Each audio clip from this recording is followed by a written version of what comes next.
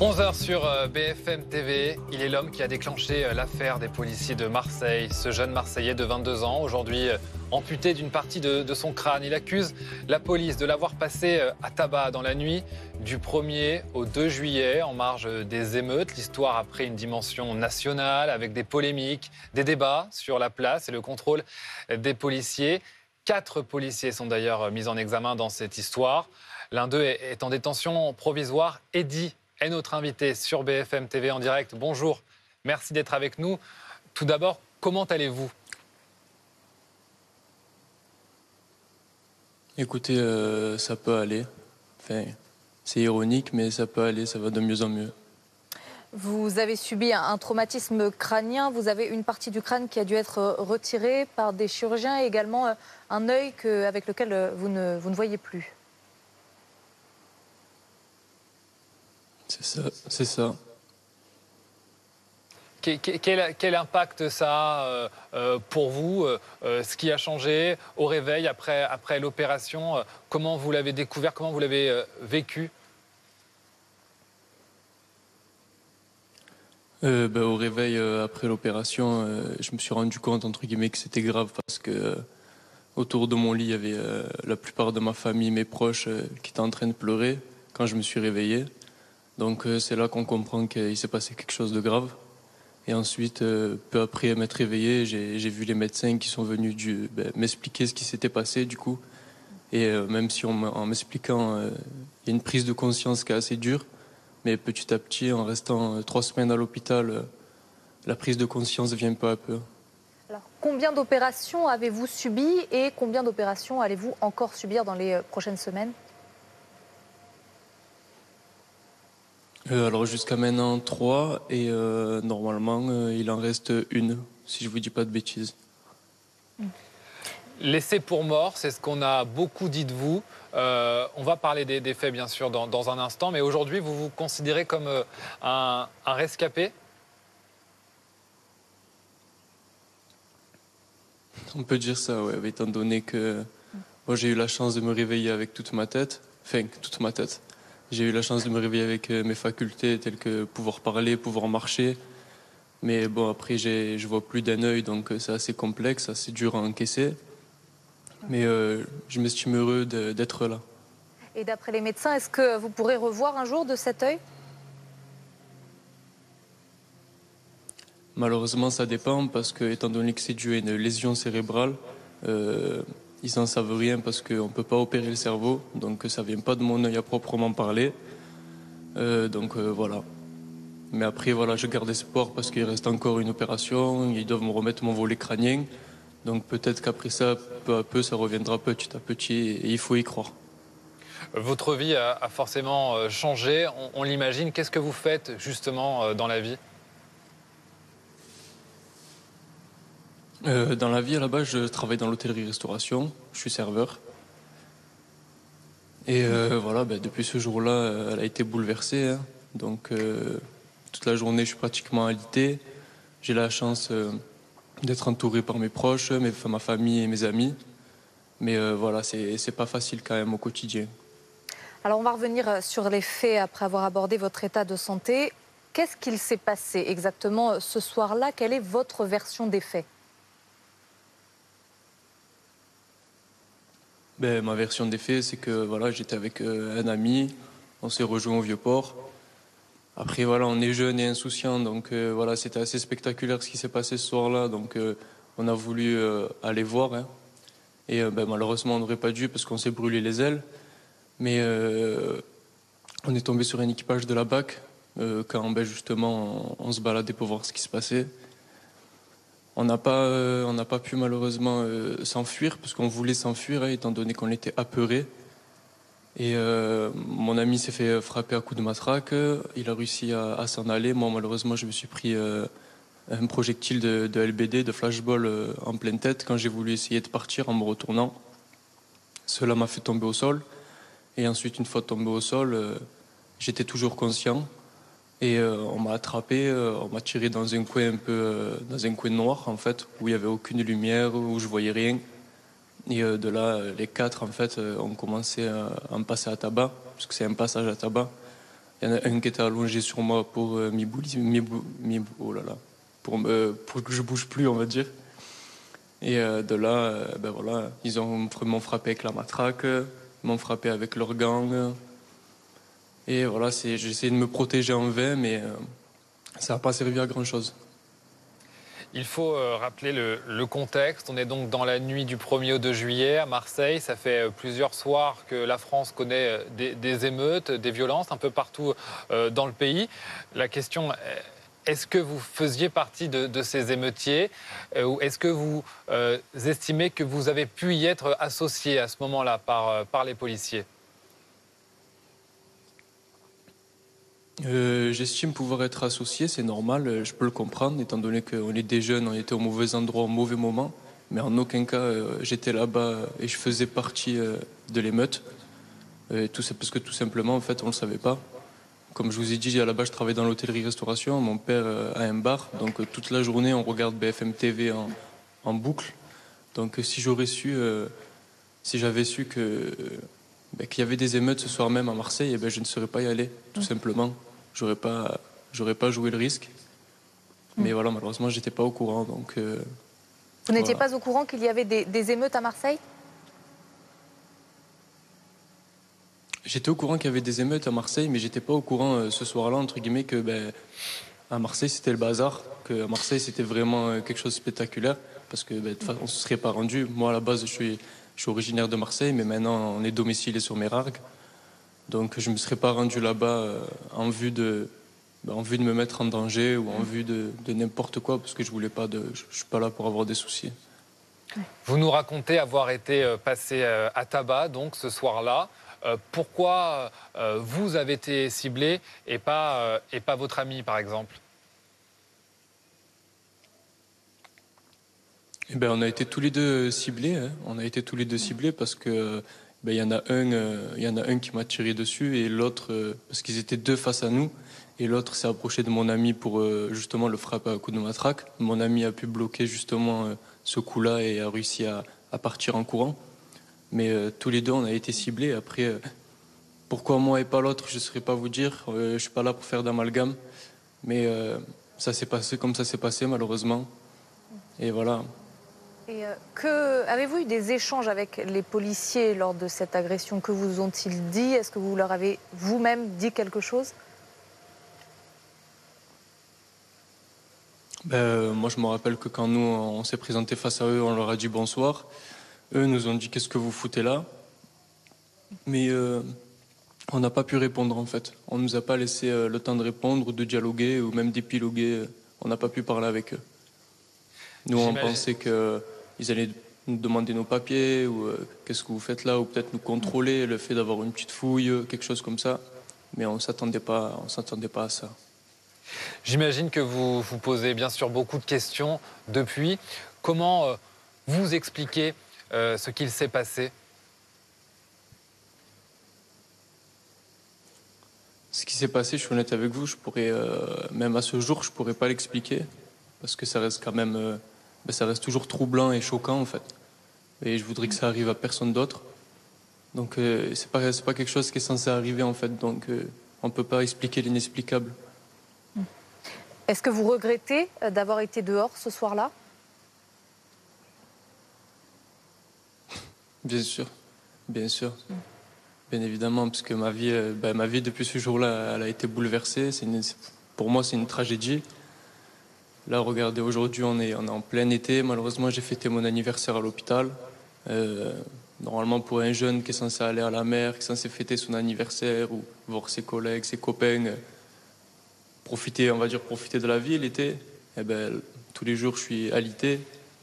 Bien sûr, bien évidemment que j'aurais préféré ne pas y être. Quand moi, si j'avais su, si j'aurais su, je referais le monde. Quand vous reprenez vos esprits, quelle est la première chose que vous vous dites, à laquelle vous pensez? Quand je reprends mes esprits, c'est-à-dire à l'hôpital ou le soir même? Quand vous reprenez conscience, oui. Quand j'en prends conscience que je suis à l'hôpital, que voilà, je vois mes proches, Je comprends, j'ai toujours pas compris ce qui s'était passé en fait, parce qu'il y avait beaucoup plus urgent. J'étais branché dans un lit avec les médecins qui venaient me voir assez souvent, les infirmiers aussi. Donc j'ai pas eu le temps de réfléchir à ce qui s'est passé. Mais ensuite, voilà, le soir c'est un cauchemar. Le soir c'est un cauchemar puisqu'on revoit la scène et on a beau se poser la question pourquoi, il n'y a pas de réponse. Donc c'est, euh, ça me mange le cerveau, on va dire comme ça. Et depuis cette affaire, comment est-ce que vous vivez les choses quotidiennement? Comment vous vous sentez? Je vis les choses quotidiennement comment? Pour l'instant, je vis pas, je suis honnête avec vous. À mon goût, je ne vis pas. Je ne vis plus pour l'instant. Mais voilà, je garde foi parce que petit à petit, ça va mieux. Voilà, j'arrive à marcher de mieux en mieux, j'arrive à m'exprimer. Donc moi, j'estime avoir eu une certaine chance de pouvoir me réveiller avec certaines de mes facultés. Et c'est très très important étant donné la gravité de ce qui s'est passé et la gravité des blessures que j'ai eues. Mais voilà, tous les jours encore, c'est encore dur. Il faut supporter le fait d'avoir eu en fait ce passage entre guillemets dans ma vie et que je vais m'en rappeler toute ma vie. Et je sais pas jusqu'à quand je vais revoir cette scène, jusqu'à quand je vais faire des cauchemars, jusqu'à quand je vais en pleurer. Mais voilà, pour l'instant c'est comme ça. J'ai pas d'autre choix que d'accepter la chose. Et voilà, je me repose sur la justice je sais qu'elle va faire son travail, j'ai confiance en elle. Voilà, donc je pourrais pas me faire justice moi-même, ça c'est une évidence. Donc voilà, donc j'y crois. Je sais qu'on a un pays quand même qui est assez bien fait, même si malheureusement jusqu'à ce jour j'ai reçu aucun soutien de l'État. Et aucune des autres victimes n'a reçu aucun soutien de l'État. On sait que l'État n'est pas la justice, on leur demande pas de faire le travail de la justice. Mais ça aurait été bien de nous apporter aussi un sentiment de compassion comme ils l'ont apporté aux membres des forces de l'ordre. Comment vous vivez justement ce mouvement des policiers en soutien à leurs collègues mis en cause? 4 policiers qui ont été mis en examen dans le cadre de l'enquête sur ces violences. Je le vis mal, je suis honnête avec vous, je le vis mal. Mais après, je peux les comprendre d'une certaine manière où c'est ma voix contre la leur pour l'instant. Ils ne sont pas au courant de l'affaire. L'affaire, on va dire qu'elle a pas. L'histoire a éclaté au grand jour, mais l'affaire n'a pas éclaté au grand jour. Peut-être que ces personnes, quand, quand ils verront peut-être certaines images des caméras ou quand justice sera rendue au tribunal, peut-être que là, ils se remettront en question et verront les choses différemment et comprendront qu'ils ont fait quelque chose qu'ils n'auraient peut-être pas dû faire. Est-ce que vous comprenez Mais après, la voilà, colère? c'est leurs camarades, donc on part d'une base que le soutien est important, tant pour moi. Vous comprenez que c'est dans un contexte d'hostilité à l'égard de la police, du moins durant ces émeutes. Est-ce que voilà, vous comprenez qu'il y ait eu ce mouvement soutenu par de nombreux policiers, les commissariats fermés? Est-ce que ça vous a étonné?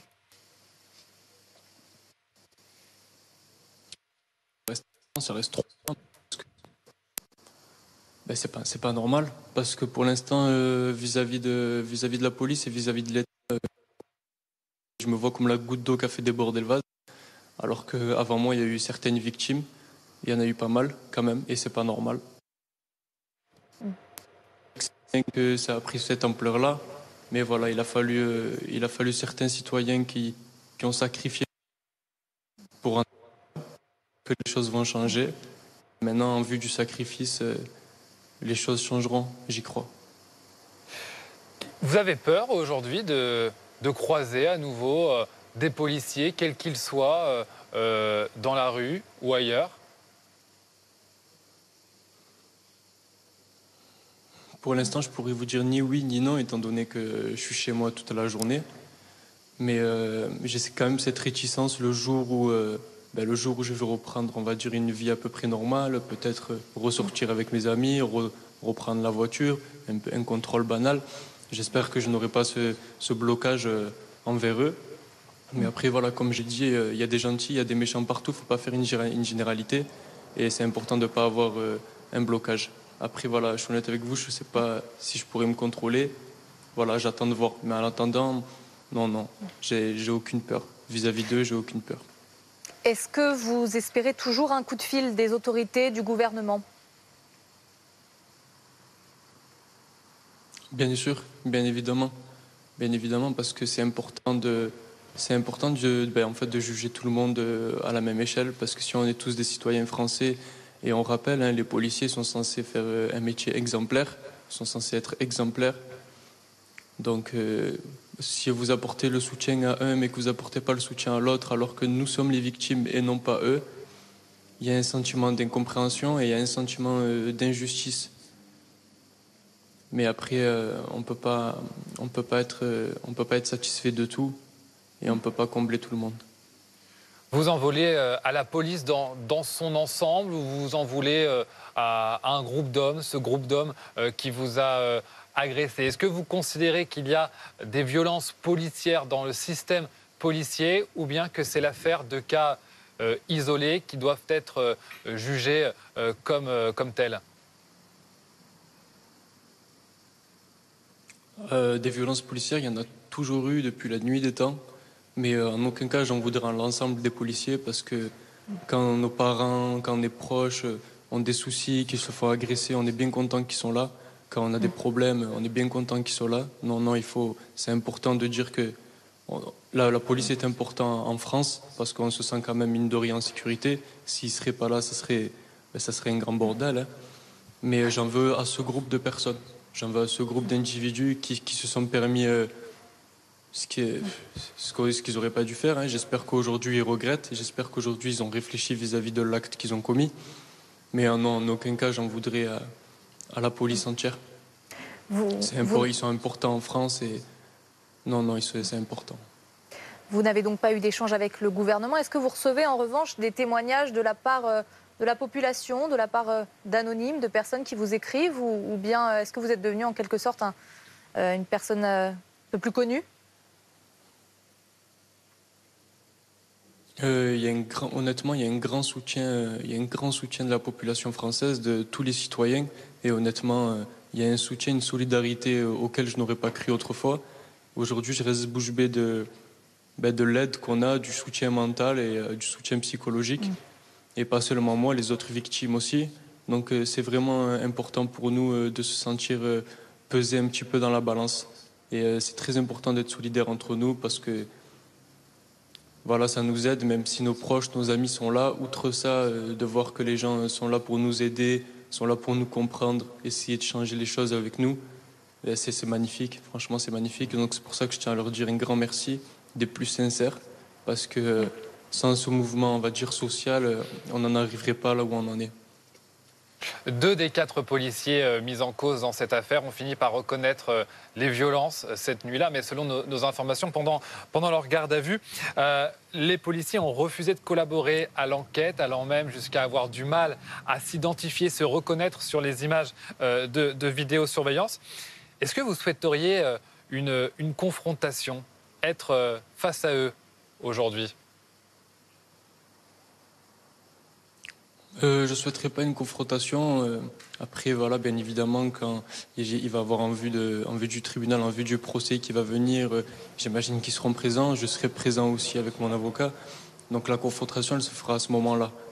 Je sais pas comment je réagirai parce que ça reste quand même dur de voir ces agresseurs. Mais voilà, ça reste important quand même. Ça reste important qu'on se voie, je pense. Donc voilà. La différence aussi par rapport à l'affaire Nahel, par exemple, qui a eu lieu il y a quelques semaines, c'est que dans votre cas, il n'y avait pas de vidéo. C'est donc votre parole contre celle des policiers. C'est ça, exactement. Puis vous citez Nahel, mais il y a aussi Mohamed également. Il y a aussi Virgile qui a perdu son œil. Donc on n'est pas... Pour l'instant, je ne suis pas le seul. Et on va dire que je suis le dernier en date, on va dire ça comme ça. Donc honnêtement, c'est pas normal. Donc je pense que la justice va faire son travail. Ils ont de nouveaux éléments chaque jour. Voilà, ils ont des images de caméra qui sont en train d'expertiser. Donc j'ai confiance. Et voilà, on verra bien le jour du jugement. Un policier a été placé en détention provisoire, hein, celui qui était porteur du lanceur de LBD. Depuis, ça a suscité ce mouvement de colère dans une partie de la profession. Quand vous lisez les propos du patron de la police, le directeur général de la police nationale, qui estime qu'un policier n'a pas sa place en prison, y compris en détention provisoire à ce stade de l'enquête, quand des personnalités très haut placées au sein de l'État ont ces mots sur cette affaire qui vous concerne. Qu'est-ce que ça vous fait? C'est décevant, comme je vous l'ai dit, c'est décevant. Mais voilà, pour l'instant, ils font que protéger leurs camarades. Donc, en vue des éléments qu'ils n'ont pas, parce qu'ils ne sont pas au sein de l'affaire eux-mêmes, c'est que dans la tête de ceux qui m'ont fait ça, en fait, qui savent vraiment ce qui s'est passé. C'est pas dans la tête des gens qui les défendent, ils savent pas. Mais c'est pas normal, en fait, de prendre la défense. Vaut mieux se renseigner d'abord, parce que voilà, parce que comme vous avez dit, il y en a un en détention provisoire. Si ça aurait été un citoyen français lambda, il serait déjà en prison parmi tous les autres détenus, et on n'en parlerait plus déjà. L'affaire serait déjà classée. Donc, c'est pas normal. Je pense qu'ils ont tort. Mais après, voilà, ça reste à leur prouver, parce qu'ils ont besoin de voir les choses, d'entendre les choses pour y croire. Pour savoir que voilà, il y a certains moutons noirs qu'il faut écarter du troupeau. Qu'est-ce qui vous importe le plus aujourd'hui? De passer à autre chose, de redevenir anonyme et de reprendre le cours de votre vie? Ou bien vous souhaitez continuer à prendre la parole pour que votre cas continue, ne tombe pas dans l'oubli? Prendre la parole, honnêtement, c'est pas quelque chose qui est important pour moi. Je le fais parce que voilà, c'est important. À mes yeux, c'est important pour tout le monde. C'est important pour les citoyens français. C'est important pour les autres victimes, parce qu'il y en a qui n'ont pas pu s'exprimer, malheureusement, parce qu'ils en ont perdu la vie. Il y en a d'autres qui ont perdu des éléments moteurs de leur corps. Et ça reste important de véhiculer un message sans haine, sans violence, pour pas que ça arrive à un autre jeune demain, en fait. Votre affaire a relancé des débats. Ce que je voudrais, c'est Oui, pas allez-y. retrouver ma petite vie, c'est d'abord, pardon. Allez-y, je vous en prie. Déjà, honnêtement, c'est redevenir, on va dire, normal physiquement. Ce serait important pour moi de pouvoir me regarder à nouveau dans la glace, en fait. De voir que je vais bien, de pouvoir sourire, voilà, de pouvoir courir, sauter. C'est ça que je veux avant tout, et que la justice soit rendue. Vous ne pouvez pas, ce que vous nous dites, vous ne pouvez pas aujourd'hui, vous n'arrivez pas à vous regarder dans un miroir. Non, je ne peux pas. En fait, je l'ai fait quand j'étais à l'hôpital. Quand j'étais à l'hôpital, je me suis regardé dans le miroir une fois, justement par curiosité, parce que je ne m'étais pas vu depuis mon réveil. Et c'est quelque chose qui, si je voulais être avec vous, c'est quelque chose qui m'a choqué, quelque chose qui m'a peut-être traumatisé. Et jusqu'à aujourd'hui, on est le 30. Je me suis jamais, je voulais être avec vous, je me suis pas regardé depuis. Vous nous avez dit C'est trop lourd, en fait.